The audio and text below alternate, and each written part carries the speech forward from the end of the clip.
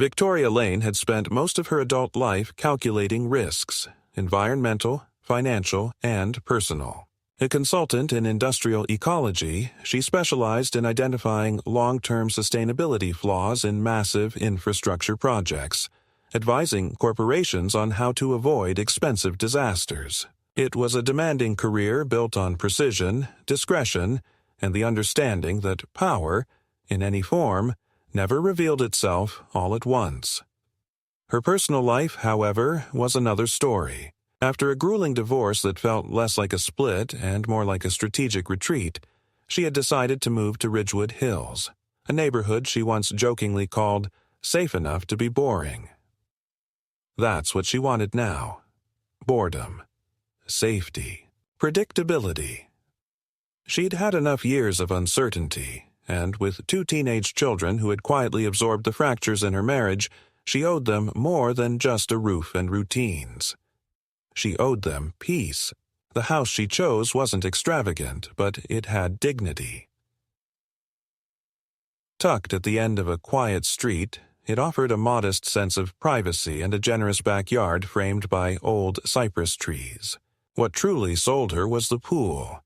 Rectangular, deep at one end, flanked by new pavers and a few low lights embedded along the path.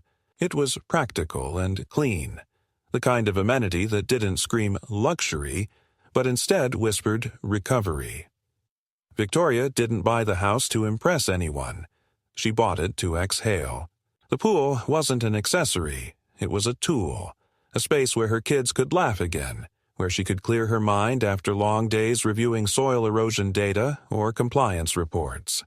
It became a ritual almost immediately. Each evening, just after dinner, she and her children, Naomi, 14, and Lucas, 12, would swim or float or simply talk beside the water, their voices bouncing off the surface, soft and calm.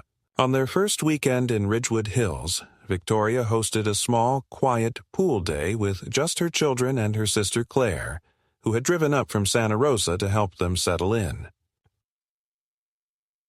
The kids swam for hours while the adults unpacked the last of the kitchen boxes, drank lemon water, and finally began to relax. It wasn't a celebration exactly, but it felt like something had closed and something else was beginning. The new start she had craved was unfolding in a quiet, manageable way. No fireworks, no declarations, just the slow reassembly of normal life. It wasn't until the 3rd day that she encountered Karen. Victoria was standing by the side gate checking on a water pressure valve when she noticed the woman. Mid-50s, tidy hair, pale peach blouse tucked into high-waisted slacks, she stood on her own driveway across the narrow street, arms folded, staring. Not in a curious or neighborly way, but with the quiet intensity of someone appraising a situation. Victoria offered a polite wave. The woman didn't return it immediately, but finally walked over, her steps measured. "Hi," she said, her voice clear and practiced. "I'm Karen. I live over there." She pointed to the house directly across. A larger 2-story colonial with freshly painted shutters and a manicured lawn, so even it looked artificial. Victoria introduced herself and extended a hand. Karen shook it briefly. Her grip was light but firm, not indifferent, but not warm either. "We've had very little turnover on this street," Karen continued. "I suppose you're the one who bought the Leland place." "I guess that's what it's called," Victoria smiled. "Yes." Karen nodded and looked past Victoria toward the pool, where Naomi had just stepped out, wrapped in a towel. "Lovely setup," Karen said, her tone inscrutable. "Very lively." There was a pause, one of those beats in a conversation where something else was clearly meant. "Well," Victoria said, "it's been good to have a space for the kids to relax. They needed this." Karen tilted her head slightly. "I'm sure. That's the thing about spaces like these. They carry a sort of responsibility, don't they?" "I suppose everything does," Victoria said neutrally. "I just hope," Karen added, her tone now laced with just a hint of condescension, "that the children remember. This is a quiet street. Families like ours, we've spent decades building a certain atmosphere here. Of course, Victoria replied, smiling tightly. I'm sure we'll all adjust just fine. Karen gave a nod that barely passed as polite and turned without another word, returning to her pristine walkway. Victoria stood there for a moment longer, watching her go, and felt the first subtle pull of unease. It wasn't the words, it was the delivery. Calculated, exact, like a warning dressed as neighborly concern. Victoria wasn't naive. She'd spent too many years in boardrooms filled with men who'd smile while laying a trap. She recognized passive hostility when she saw it. Karen had something else beneath the surface, a kind of quiet authority, or perhaps entitlement, that was more than personal habit. It was structural, territorial, and now Victoria was on the wrong side of it. The next few days were uneventful, but not without weight.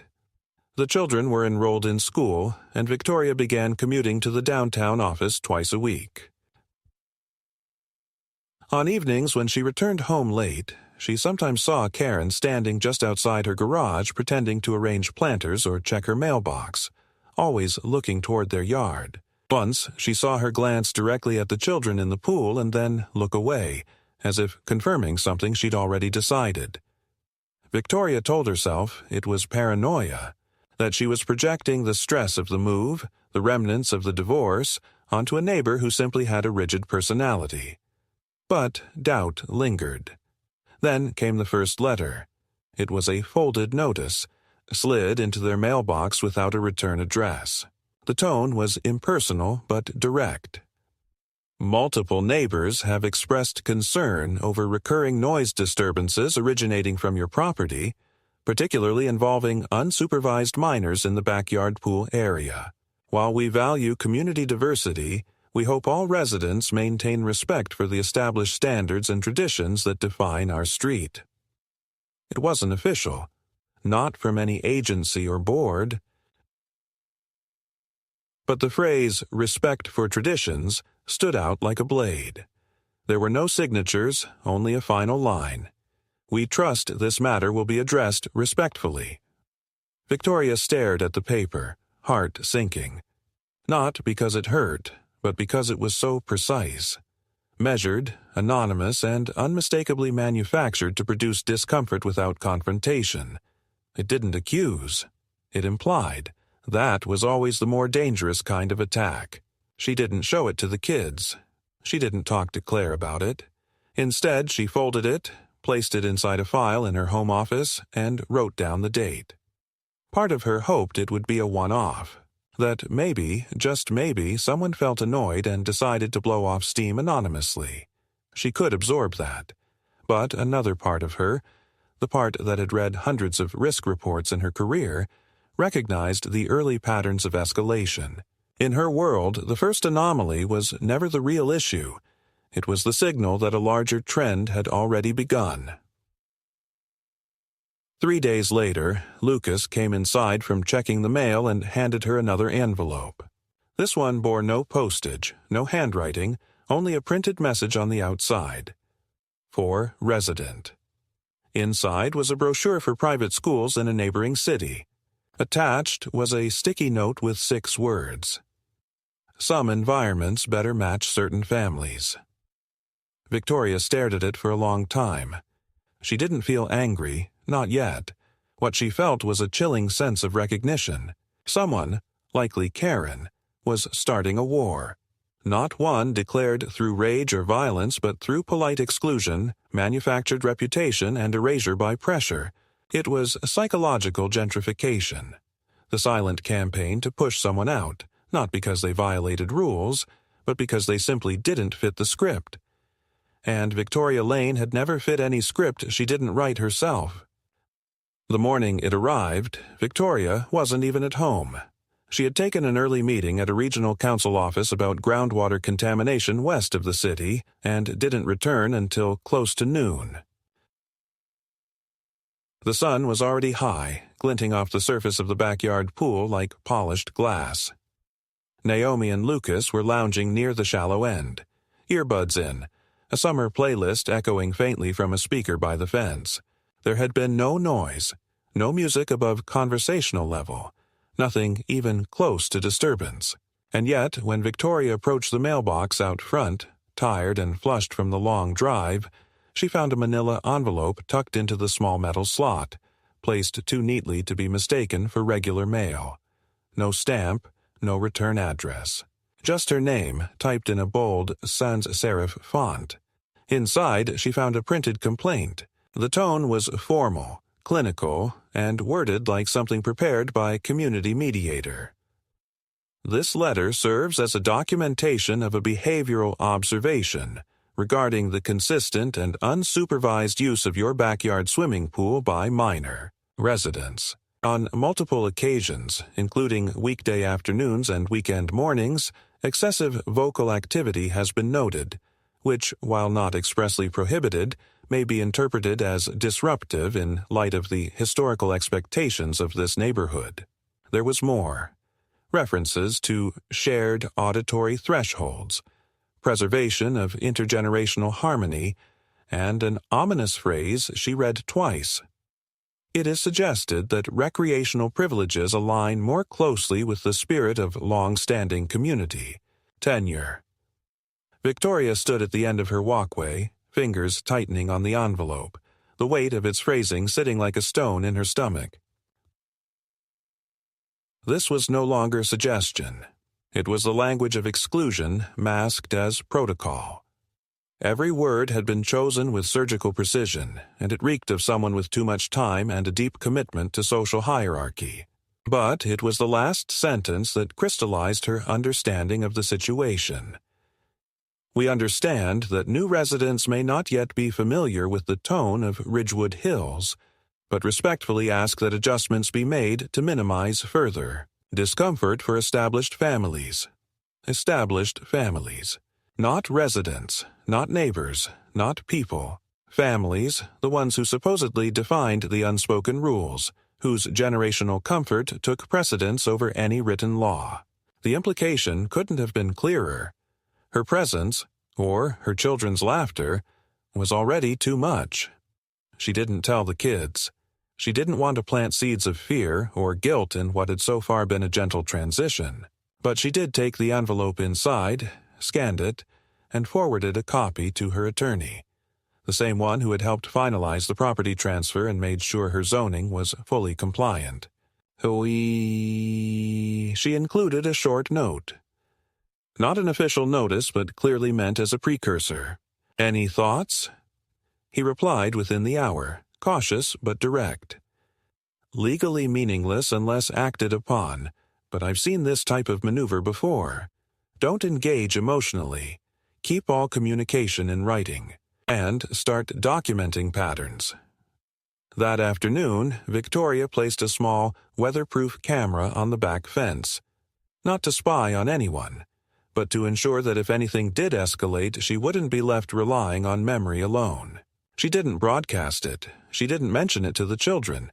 It was insurance, not paranoia. She also started a log on her laptop, noting times, interactions, and the content of each message she received, whether verbal or written. It wasn't war, not yet, but it was positioning. And in her professional life, she had seen enough strategic pressure campaigns to know that escalation usually came not as a wave, but as a slow, rising tide. The next blow came in the form of a school communication. Naomi had expressed interest in joining the aquatic training team at her new school, a co-curricular activity that would have given her structured training and a path to possible scholarships in 2 years. Victoria had submitted all forms, doctor's clearances, and prior swimming records from their last school district. The response she received, however, was vague and disappointing. Unfortunately, at this time, we are unable to accommodate Naomi's participation in the program. Given our capacity and community agreements, we must prioritize students with long-standing involvement and verified references within our district. Victoria read the sentence twice. There was no wait list, no offer of reevaluation. Just a polite rejection cloaked in bureaucracy. She knew, just knew, that someone had whispered in the right ear. It wouldn't take much. A quiet suggestion that Naomi wasn't suited to the team culture, that her presence might disrupt the cohesion, that perhaps the family was new and adjusting. It was, once again, exclusion dressed up as procedure. That evening, Victoria emailed the school requesting a clarification. The reply came from a different staff member, colder, more official. Per district guidelines, participation in advanced programs may be contingent on administrative discretion. While no single factor determines eligibility, community consistency is a central component of our evaluation. That word again, community consistency, as though being new or different, or simply not woven into the neighborhood's long-established network was an automatic disqualifier. Victoria wasn't just angry now. She felt something deeper, sharper, a calculated sense of violation. She had moved to Ridgewood Hills for peace, not to tiptoe around the sensibilities of invisible gatekeepers. Her daughter wasn't a disruption. Her son wasn't noise. They were children, trying to heal from the rupture of their past, and they deserved the same opportunities as anyone else. She sat that night beside the pool, watching the water ripple under the soft light, and thought about what was really happening. It wasn't about noise. It wasn't about supervision. It was about classification. Ridgewood Hills was playing a game of unspoken standards, and Karen, whether acting alone or as part of a whispering web, had taken it upon herself to police that boundary. And what boundary was more effective than silence? What better way to remove someone than to suffocate them under the weight of unwritten expectations? The next morning, Lucas came in holding a flyer. "Mom," he said quietly, "this was taped to the back gate." It was another school brochure, this time for a private academy on the far end of the county. No note this time. Just a red circle around the tuition line and the words "Special Rates for Transfers" scrawled in ink across the top. The message wasn't just exclusion anymore. It was an invitation to leave. A passive-aggressive relocation pitch, framed as helpful suggestion. Victoria stared at the flyer for a long moment before folding it in half. "Thanks, sweetheart," she said calmly.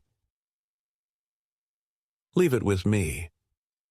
She didn't cry. She didn't rage. She went into her office, sat at her desk, and opened her documentation folder. She titled a new section, Relocation Tactics. If this was going to continue, and she had no doubt it would, she wouldn't meet it with noise or confrontation.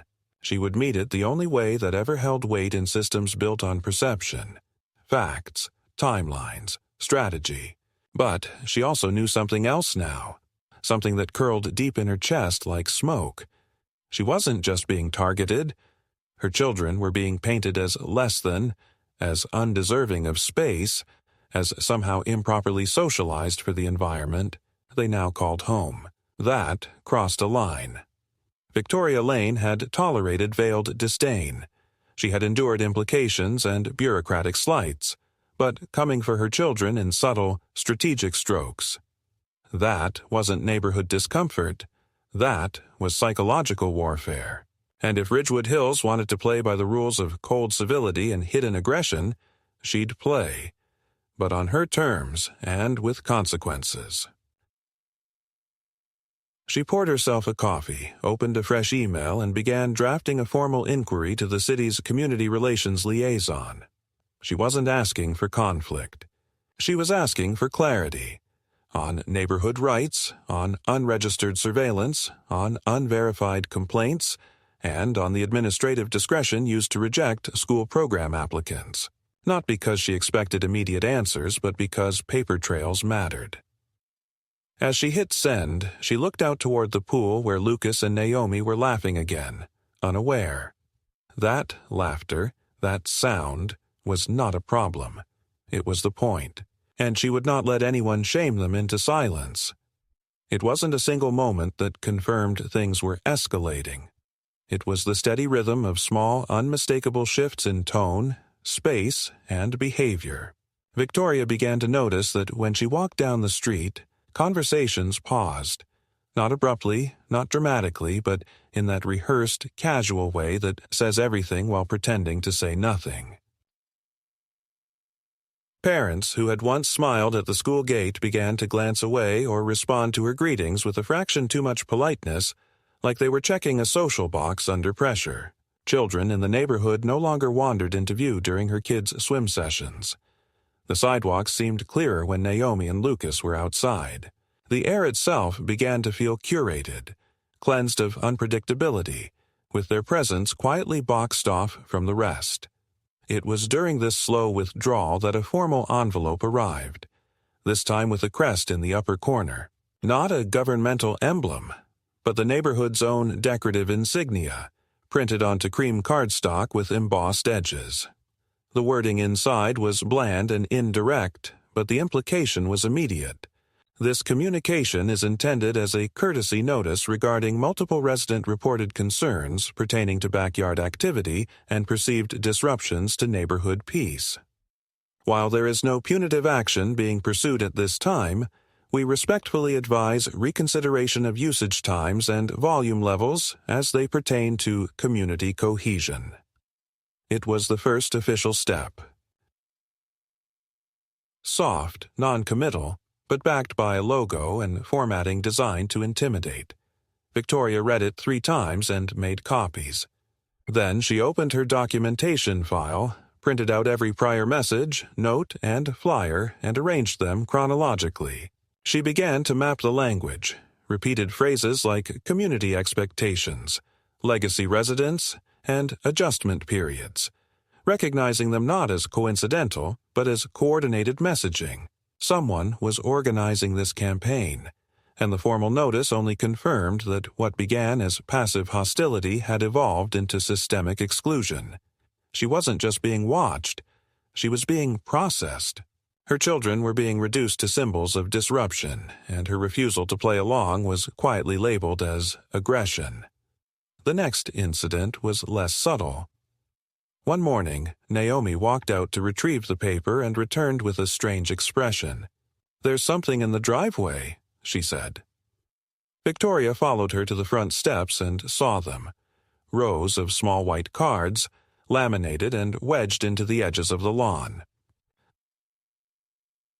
They looked like pest control signs, the kind used to indicate chemical treatments or restricted areas. But as she drew closer, she saw that each one bore a message. Private area. Resident use only. Recreational access by approval. They weren't official notices. They had no legal basis, but they had been placed methodically, clearly meant to imply boundary and restriction. Victoria scanned the area. No cameras, no movement. Whoever did this had done it overnight or during work hours. Quietly, efficiently, and with complete confidence. She collected the signs one by one, documenting them with photos. There were 23 in total, spaced in a way that suggested the pool itself, the heart of her backyard, was a zone under informal quarantine. The language echoed previous notes. Resident use only. By approval. Private conduct.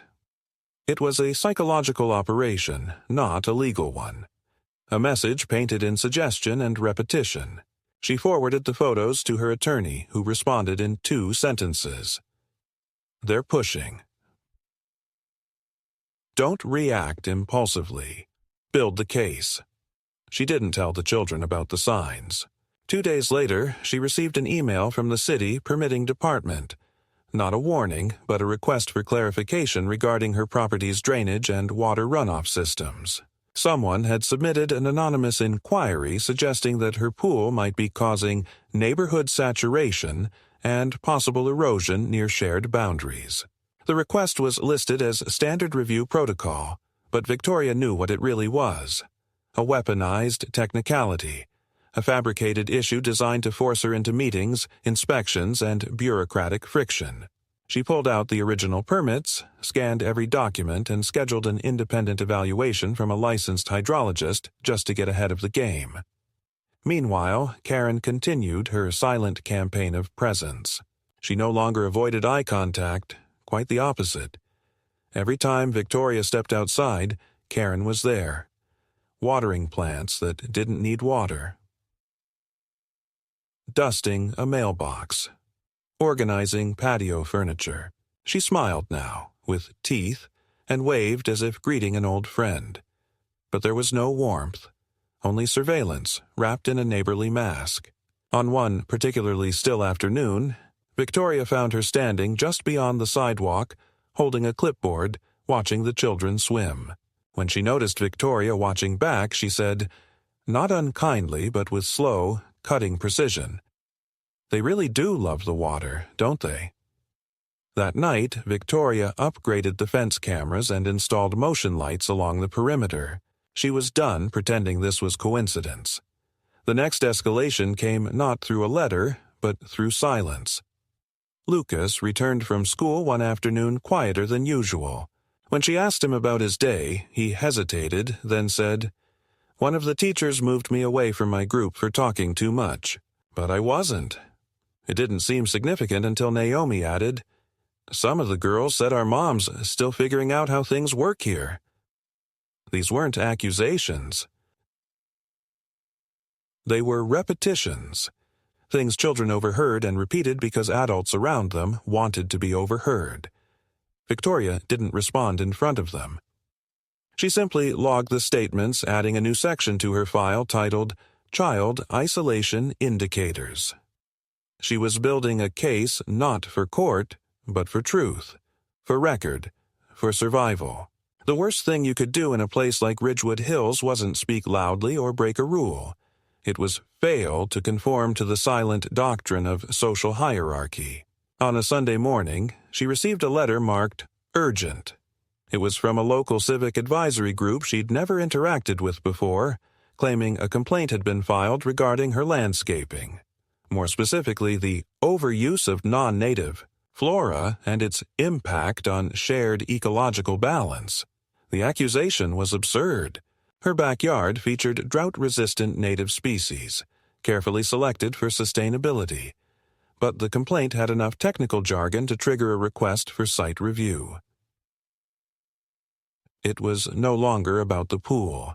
It was a slow unraveling of every edge of her property, real or imagined. Victoria sat down with her attorney the next day in person.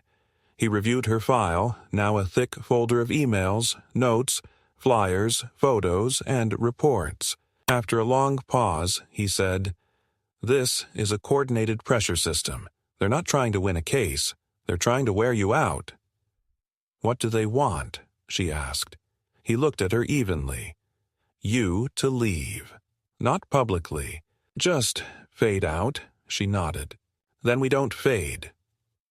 He advised a preemptive statement, a carefully worded letter to the community liaison, outlining her full compliance with city codes, confirming her commitment to neighborhood standards, and requesting that any future inquiries be presented transparently and formally. It wouldn't solve the campaign, but it would shift the burden of evidence. It was a line in the sand, a quiet way of saying, "I see you." That same week, she received an invitation, printed on thick cream cardstock, to a private neighborhood reception hosted by Karen. It was titled, Legacy and Leadership, a night to celebrate long-term families. Victoria's name was handwritten on the envelope. There was no RSVP card. She didn't attend, but she sent a message. She had a local landscape architect draft a certification for her backyard, confirming native plant species, soil compatibility, and runoff efficiency. She posted it publicly on her garden fence, laminated and signed. Not aggressive, factual, documented, quiet, the kind of move that people in Ridgewood Hills understood as power, compliance laced with defiance. On Thursday, her daughter came home and said Karen had spoken to her. "She said you're very determined," Naomi said. but that sometimes it's easier to just enjoy things quietly. Victoria paused. "Did you say anything back?" "I said," Naomi replied, "that we're just getting started." Victoria felt her chest tighten, not from fear, but pride. And beneath it, steel. This was no longer a passive disagreement.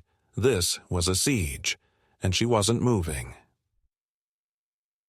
It was a Tuesday evening when Victoria finally saw the machinery behind the curtain. Not a dramatic reveal, not a confrontation, but something quieter and, in its own way, far more unsettling. The city had sent an official to conduct the follow-up drainage inspection. A young civil engineer who arrived 10 minutes early and apologized 3 times for the inconvenience before he'd even stepped onto the property. He was polite, thorough, and embarrassed. As he reviewed her permits and tested runoff levels, he remarked, almost under his breath, that he hadn't expected everything to be so pre-cleared. Victoria looked at him, careful not to sound accusatory, and asked what he meant. He hesitated, then said that complaints like this were usually made when there was already some history. She asked plainly whether he had seen anything in the system that suggested her case was out of the ordinary. He didn't answer directly, but said the file had notes. Multiple entries, all logged within days of each other, all originating from different addresses on the same street. That's when she realized it wasn't just Karen. It was others. Not many, but enough to simulate consensus. That night she compiled a map using the property database, matching names to houses and highlighting addresses connected to submitted complaints. 4, all within visual range of her backyard. None of them had spoken more than 5 words to her since she moved in. The pattern wasn't just coordinated, it was manufactured. These weren't neighbors with legitimate issues. They were accessories to an effort designed to make her family's existence inconvenient. Not because of anything they'd done, but because of who they were and how they didn't blend into the ritualized decorum of Ridgewood Hills. The realization brought a strange kind of calm. The mask was off, at least for her. Now she could see the lines of attack. This wasn't about rules or bylaws. It was about pressure. Slow, consistent, designed not to punish, but to exhaust. She responded not with counterattacks, but with clarity. The next morning, she filed a formal record request with the neighborhood's administrative board, asking for all documented complaints related to her address over the past 6 months. Legally, they couldn't deny it. The records arrived in a sealed envelope 3 days later. Inside were 9 complaints, 8 anonymous, 1 signed by Karen. Victoria scanned each one carefully. The language varied, but the themes repeated. Excessive presence of children. Visible gatherings without announced scheduling. Ambiguous use of private amenities. Non-native landscaping. And her personal favorite, emotional tone. Disruptive. To overall neighborhood ambience. It was absurd, but it was organized.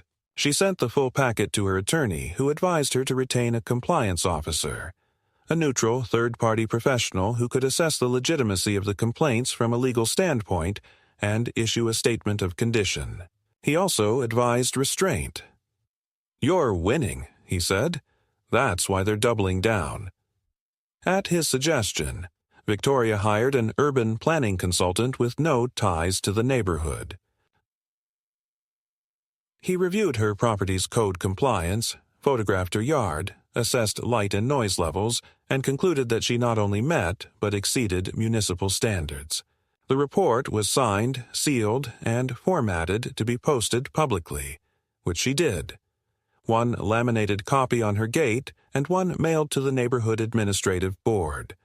The message was simple. I am not breaking any rules. I am documenting everything. I am not afraid of paper. But the resistance didn't slow. Instead, it shifted. Naomi came home one afternoon and said a woman, someone she didn't recognize, had stopped her on the sidewalk and asked if she was from the rental. When Naomi said no, the woman smiled and said, "Oh, I just assumed." "You're not on the garden roster." Victoria felt her throat tighten. It wasn't an insult. It was a maneuver, a casual reframing of their identity to erode their legitimacy. And worse, it had reached her children. The playbook was growing more brazen. That same evening, Victoria received a message via certified mail, a formal request from the neighborhood board to voluntarily suspend recreational water use during designated high-sensitivity periods. It was written in legal gray. No actual mandate, but the tone was heavy with manufactured obligation. The phrase, "in the spirit of unity," appeared 3 times.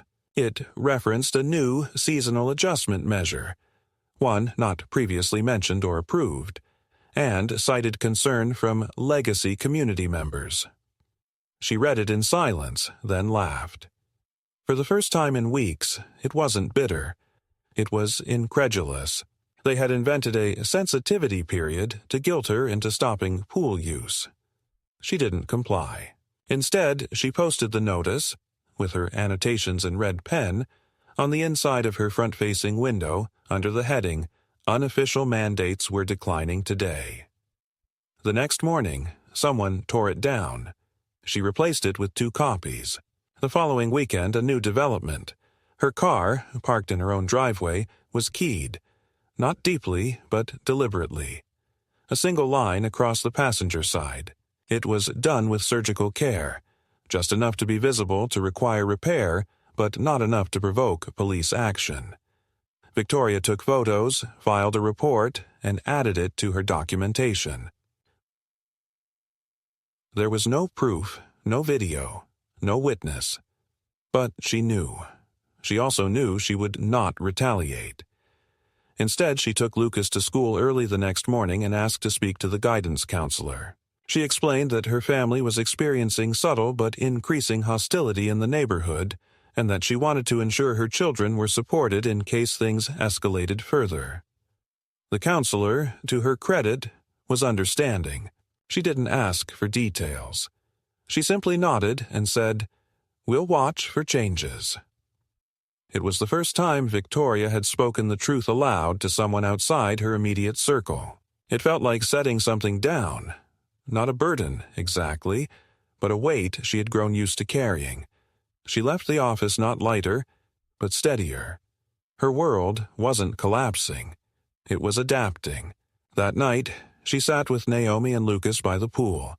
No music, no lights, just them and the water and the quiet hum of distant crickets. She didn't tell them everything, but she told them enough. That some people in the neighborhood didn't like the way they lived, that not everyone was brave enough to say so out loud, and that when people feel threatened by difference, they often hide behind rules and pretend it's about something else. Naomi asked if they were safe. Victoria said yes. Lucas asked if they were going to leave. Victoria said no. Then she asked them if they still wanted to swim. They both said yes. So they did. And in that moment, surrounded by low light and soft air, Victoria realized this wasn't a story about removal.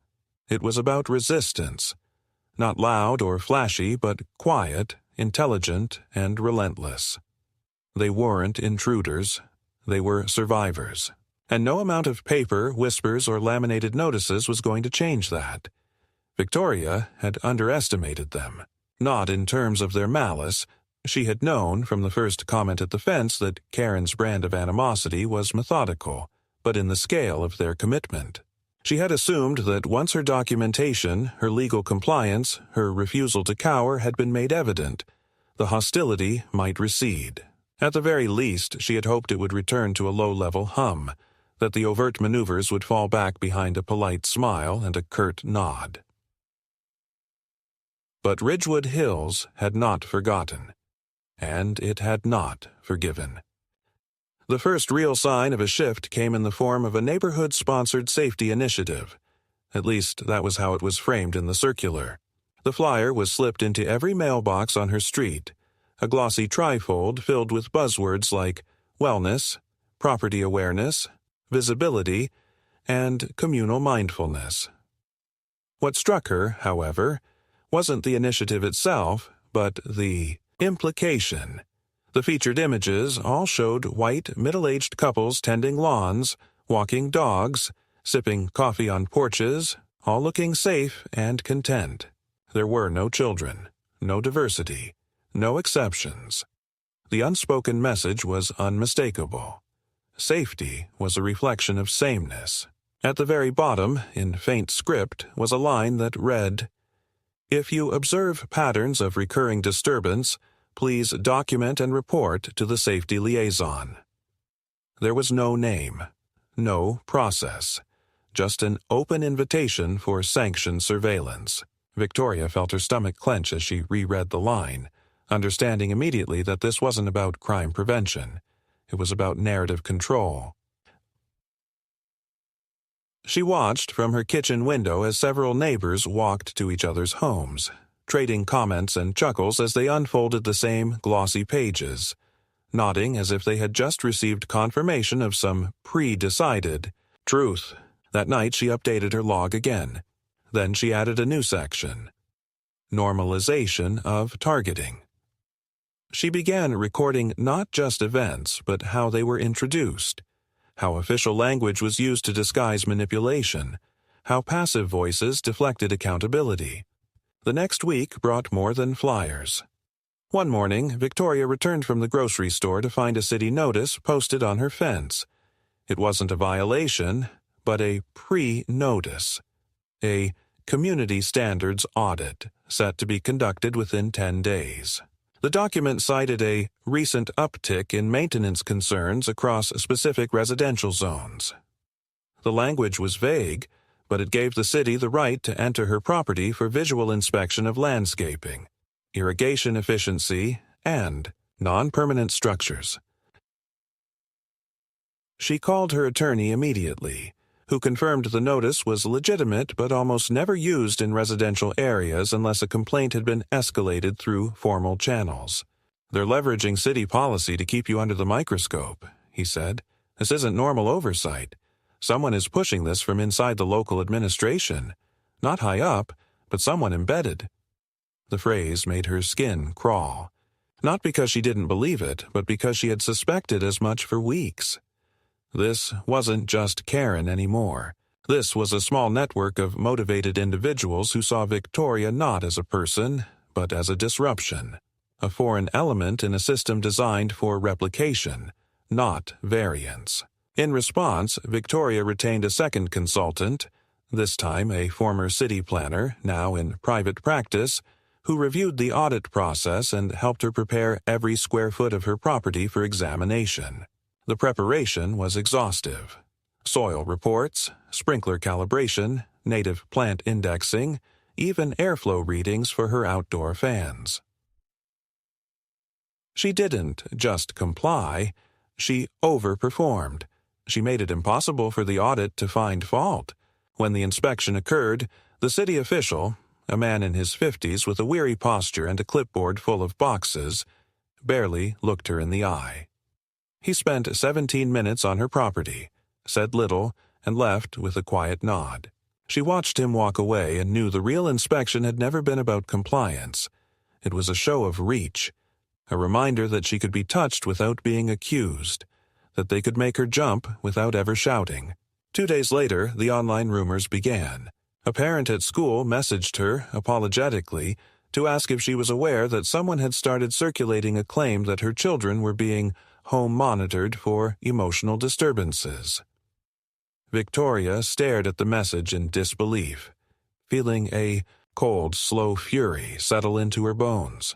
It was nonsense, pure fabrication, but insidious in its design. It painted her children as troubled, potentially unstable, and, by extension, painted her as negligent. She responded with a direct message thanking the parent and asking for a screenshot. What she received confirmed everything. A cropped image of a forum post, anonymous, referencing a certain backyard pool situation, and suggesting that more serious intervention may be necessary if behavioral issues escalate. It was written in that horrible performative tone of false concern, where slander hides behind hypothetical phrasing. Victoria forwarded it to her attorney and then shut her laptop without a word. She did not speak to her children about it. Not yet. But the next morning she pulled Naomi aside before school and asked if anything strange had been said. Naomi hesitated, then nodded. One of the older girls said we don't act like we belong here. I think her mom told her that. It wasn't new, but it confirmed that the rot was spreading. Victoria took the day off. Not to rest, but to dig. She began researching past cases in Ridgewood Hills. Residents who had sold suddenly, families who had disappeared from the community newsletter archive, names that had once been mentioned in public records but now no longer showed up in association with the neighborhood. What she found was a slow, consistent pattern. Households that deviated from the Ridgewood Hills profile, culturally, economically, structurally, tended not to stay long. Not because of direct action, but because of pressure. She dug deeper into public meeting minutes and grant applications, and discovered that Karen had once served as a liaison between the neighborhood board and the city's small infrastructure advisory panel. She wasn't just a neighbor. She had influence. Not enough to command, but enough to steer. Enough to create bottlenecks, recommend policy templates, and amplify complaints through proper bureaucratic echo chambers. And she wasn't acting alone. That evening, Victoria called a former colleague who now worked in municipal compliance at a neighboring city. She explained her situation without naming names and asked a simple question. If a group of residents wanted someone gone, but without direct confrontation, what would be the most effective tools? The answer came quickly. Slow zoning pressure, permits, landscaping flags, school rumors, interpersonal complaints.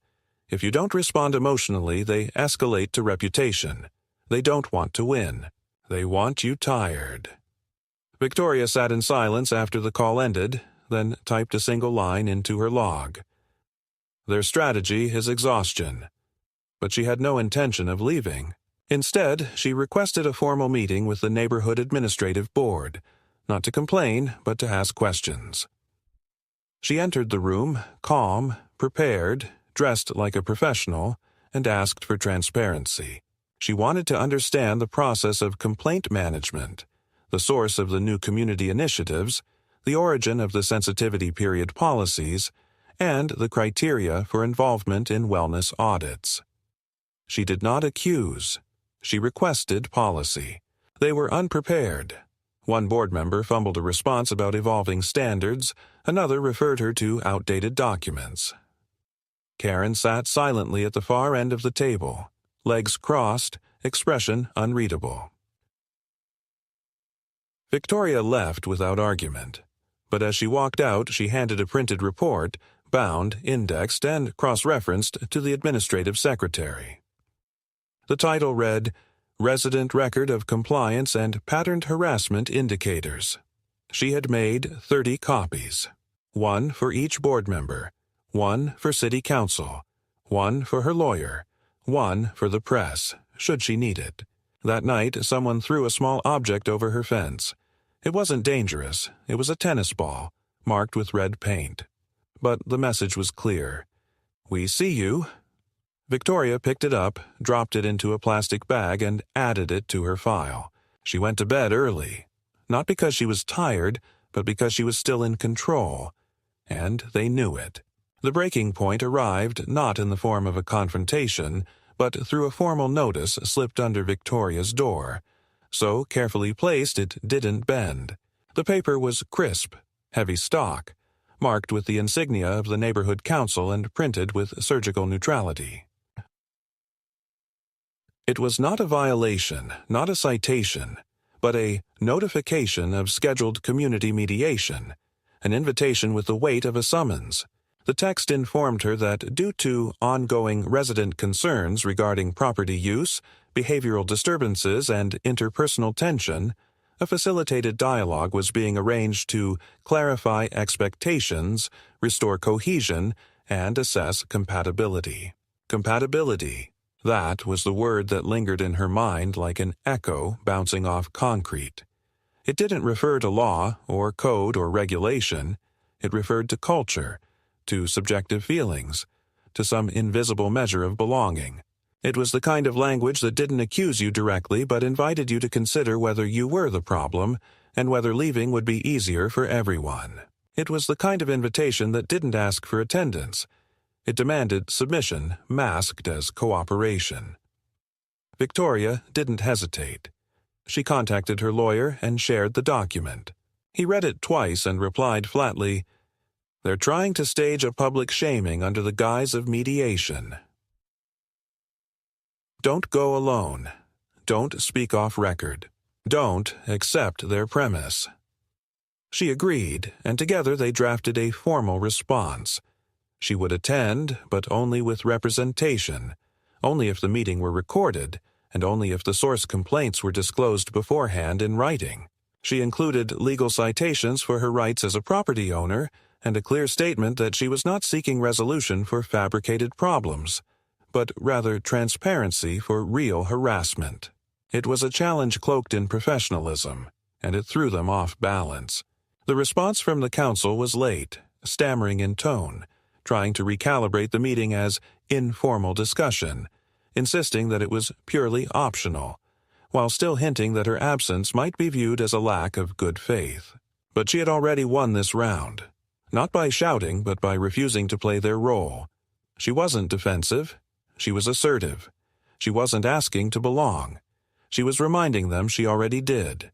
But they didn't stop.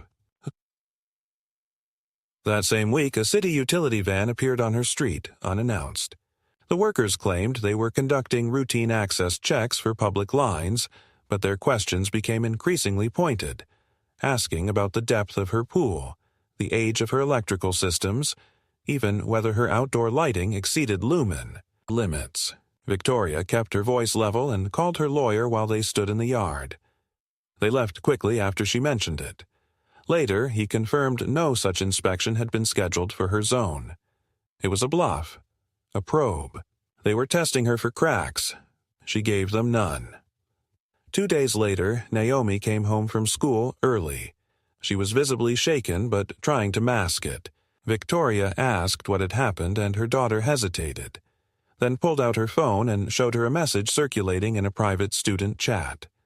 A photo of Victoria's house, taken from the sidewalk, with a caption that read, "Where rules don't matter." No one claimed authorship. No one had posted it publicly.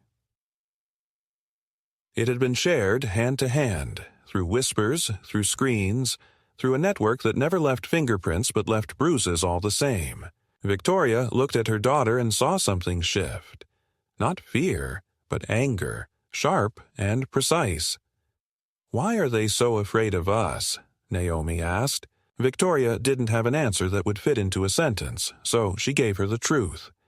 Because we remind them that power isn't ownership, it's endurance. That night, she took every document, every photo, every timeline she had compiled over the past months and had it notarized. She made digital copies. She created a backup drive. She wasn't preparing to fight. She was preparing to finish. The final stroke came not from Karen, but from the system that had enabled her all along. An anonymous tip had been submitted to the county property board claiming that Victoria's fence line exceeded local height ordinances by 2 inches. It was absurd. The measurements had been certified months ago, but the tip triggered an automatic review which forced a temporary restriction on backyard access pending verification. For the first time, her children couldn't swim. Not because of law, because of process. It was the most effective attack yet, entirely legal, deeply disruptive, and completely unjust. Victoria didn't panic. She documented. She hired a private inspector. She called the county office and asked for the complaint log. And when she saw that the tip had been made using a public kiosk at a community library, she knew it was designed to be untraceable. But she also knew it had crossed the final line. She called her lawyer. "We're going public," she said. He agreed. Together, they drafted a formal report, detailing the harassment, the false complaints, the anonymous sabotage, the social manipulation. They included the inspection notices, the school incidents, the landscape audits, and even the screenshots from student chats. The tone wasn't sensational. It was precise, professional, ironclad. They submitted the report to the County Oversight Committee and CC'd every local official whose jurisdiction had been used against her. The document ended with one line. This family will not be moved by a culture of quiet cruelty disguised as order. The fallout was immediate and silent. No apology, no retraction, but something shifted. The next time she passed Karen on the sidewalk, the woman looked away. The inspections stopped. The flyers disappeared. And a week later, a different neighbor, one who had never spoken to her, left a bottle of wine and a handwritten note on her doorstep. It read simply, "Thank you for standing your ground." Victoria stood at her kitchen window that night looking out over the pool, still untouched, quiet not from fear but from choice. The water reflected the dim porch light, and in it she saw no victory, no celebration, only proof. She had not been broken. Her family had not been erased. And Ridgewood Hills would have to learn to live with that. The silence that followed was not peace, but it was something close. It wasn't warm or welcoming, and it certainly wasn't a sign of reconciliation, but it was the kind of silence that comes after a failed siege, when those who waged it realize that their attempts to control have only exposed their own fragility. For the first time in months, Victoria stepped into her backyard without checking the perimeter. She sat by the pool, coffee in hand, while Naomi practiced dives and Lucas floated quietly, headphones in, letting the afternoon sun settle on his face. No new notices, no letters, no passive-aggressive leaflets disguised as neighborhood outreach. The stillness wasn't born of understanding. It was the product of a system forced to recognize its limits. She hadn't asked for power, only for room to breathe. But power, in places like Ridgewood Hills, was often defined not by how loudly you spoke, but by how long you stayed standing. Neighbors who once avoided eye contact now nodded with calculated neutrality. A few even stopped by with vague excuses. Misdelivered mail, questions about irrigation systems, gentle comments about the weather. She didn't offer forgiveness, and she didn't invite trust. What she offered was presence. Controlled, visible, undeniable presence. Karen, however, vanished from the stage entirely. Her routines changed. Her garden sat untended. She began using her garage entrance exclusively. She no longer stared from her window or offered loaded greetings. Whether it was guilt, embarrassment, or quiet defeat, Victoria didn't know. She didn't care. The absence was its own answer. The children began to change too, not in personality, but in posture. Naomi stood straighter. Lucas laughed more easily. There were still moments, hesitations when unfamiliar cars slowed near the house, instinctive glances at the mailbox before opening it. But those reflexes began to fade. What remained was strength, not the kind born from defiance, but the kind shaped by endurance. Victoria never told them every detail of what had been done, but they understood enough to know that their family had been targeted, pressured, tested, and had not bent. That understanding changed them. It made them sharper. It gave them the quiet pride of knowing they had earned their home not through permission, but through resilience. Months passed, and with them came something unexpected. A letter from the city council. It wasn't a warning, but an invitation. Victoria was asked to join a newly formed advisory panel focused on neighborhood equity and administrative oversight. It was voluntary, symbolic, perhaps, but it wasn't meaningless. It meant that someone, somewhere, had read her report and realized that allowing silent systems of exclusion to operate unchecked could no longer be tolerated. She accepted, not because she wanted revenge, And not because she thought the system would fix itself, but because she had learned that presence alone can shift landscapes. Her involvement wasn't about speeches or reform. It was about bearing witness, about being in the room when policy was shaped and whispered traditions were challenged, and so life resumed, not as it had been before, but as something better, more grounded, more aware. Victoria still checked her mail with a small, lingering tension, but the envelopes were normal now. Bills, catalogs, birthday cards. The pool became what it was meant to be from the beginning, a place of restoration, of laughter, of sun-warmed quiet where children swam not as intruders, but as rightful owners of their own joy. The house stood as it always had, unremarkable to anyone passing by, but to those who lived inside, it was a fortress, not built of walls, but of memory, of trials past, and of a message unspoken but deeply understood. Some places demand your silence as a form of acceptance, and surviving that demand without breaking is its own kind of victory. There were no dramatic endings, no confessions, no apologies, just one woman, her children, and the echo of water moving softly under an open sky.